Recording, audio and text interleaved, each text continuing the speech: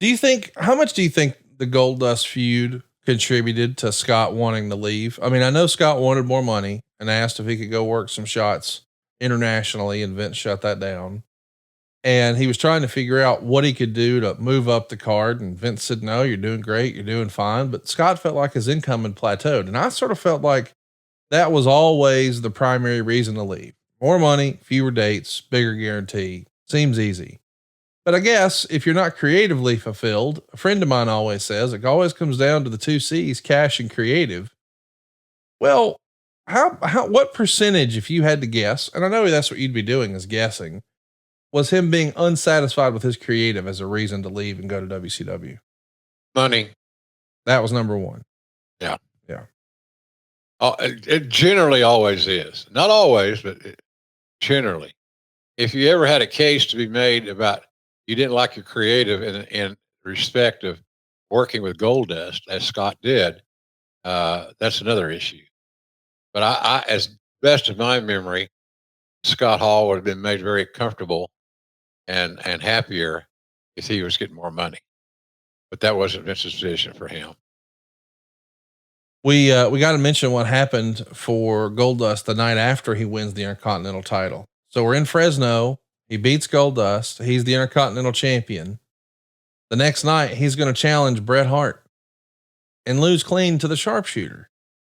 That to me is a head scratcher. I mean, here's this character getting this push of a lifetime. We just debut as Valet the night before. We blow off the big pay-per-view feud he's got with Razor Ramone. He's the Intercontinental champion.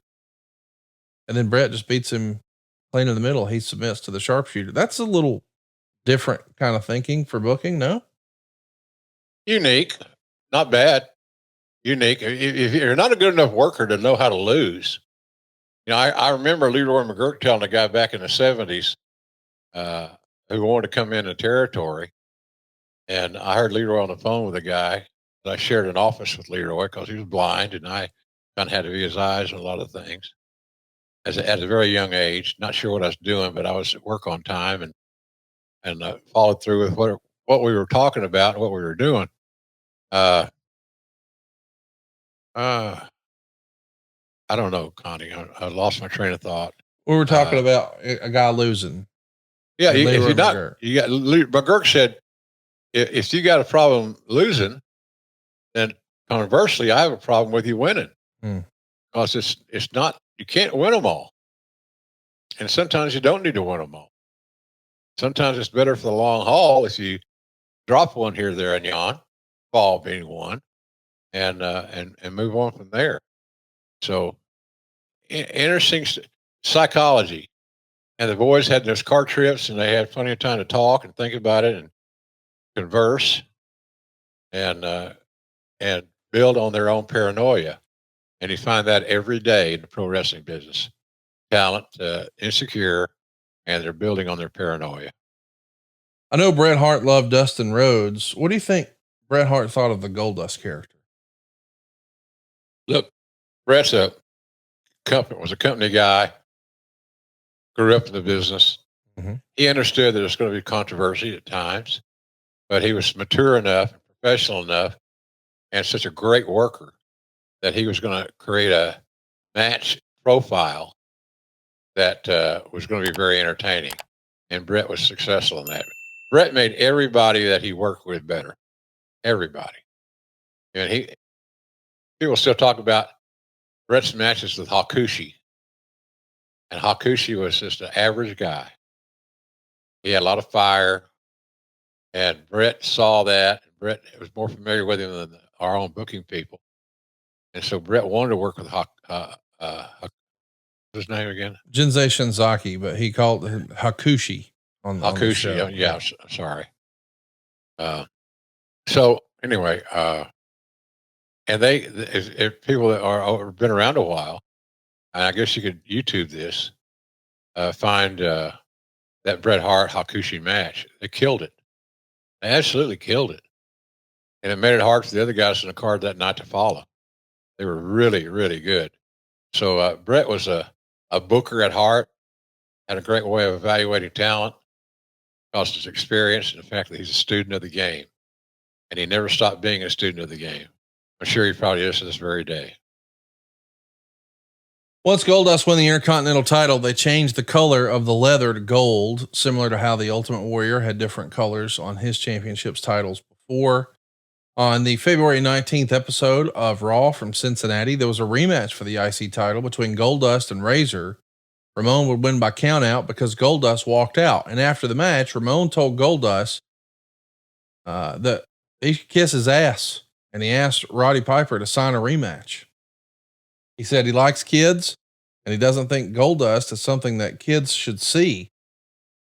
This is an interesting way to bring Roddy into the fold here. And it's a pretty big thing where you don't hear anyone say ass on the program. I mean, I know that sounds silly by today's standards, but when Razor said he wanted to kick his ass, I mean, wow, that's a big deal.